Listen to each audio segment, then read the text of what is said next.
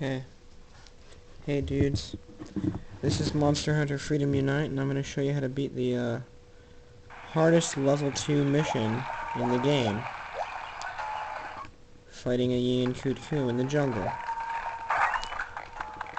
So let me just show you how to do it with a longsword. I have a pretty awesome weapon right now, the Bone Katana Dragon, which you're going to need some good materials for that you only can get in level 3 quest areas like the swamp. So, I recommend using the Bone Katana Shark, which is going to be a little difficult to get since you need Piscine fangs.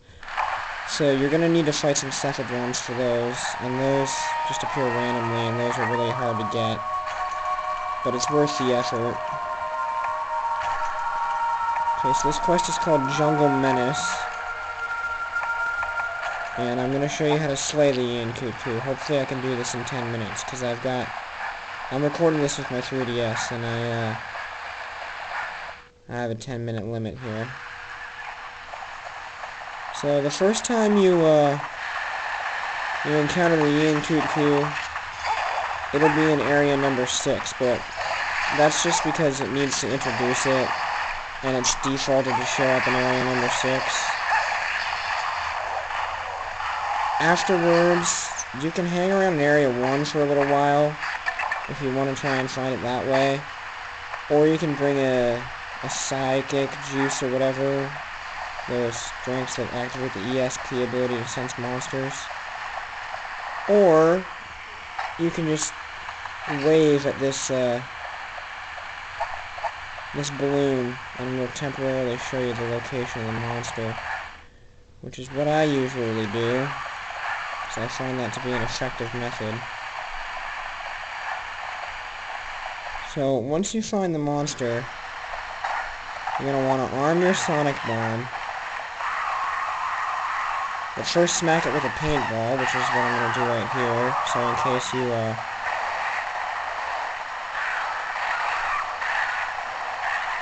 and damn it, it got away.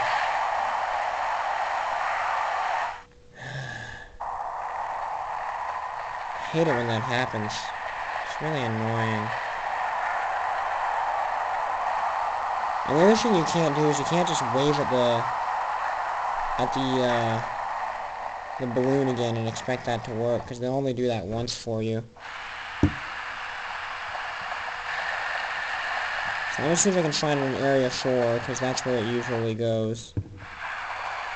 Yeah, and there it is. So, arm your paintball and smack it with the paintball. Alright, so now that it's hit with a paintball, I can track it easier. So, I'm using a longsword because it has a decent range, and it's a nice quick weapon. Like I said, this is a pretty powerful weapon, so I'm going to be able to slay it a lot quicker than you probably can, unless you skip this quest altogether and start doing the level 3 quests. To get some of the materials needed for this sword. Overall, though, this sword is kind of difficult to acquire, so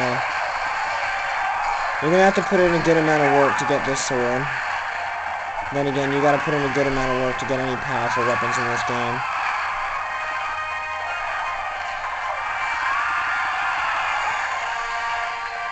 Alright, so against a giant flying wyvern like a Yian Kut-Ku,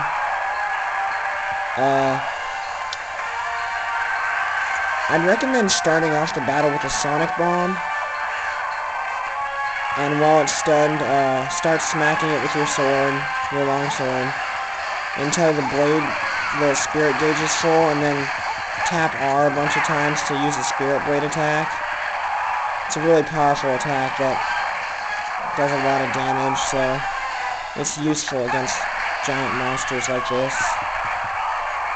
I'm gonna do it again. There's the spirit blade attack right there. Alright. Maybe I can do this a little bit faster than usual. And there you go, the Yian Kut-Ku goes down. So, as always, never forget, you need to carve it up. So just sheathe your weapon and use your gathering knife to carve it up, and you'll get this materials. You should get Kut-Ku materials, but you can also get a medium monster bone from these guys. And that Velocipray is starting to piss me off a little bit. So if you want to capture it, you should probably still smack it with a paintball, and just attack it until it starts limping away from you, and let it get away, let it limp away, and once it finishes limping away, it'll go to area number 6 right there. So it'll go there to recover, you know, sleep and recover. So what you're gonna want to do is when it does that, is you're gonna want to get there as soon as you can before it can sleep for too long. Go right up to it while it's sleeping, or while it's getting ready to sleep, and set a shock trap, and then smack it with a couple trank bombs. And if it's limped away like that already, you should be fine. It should fall asleep, and you should be able to capture it.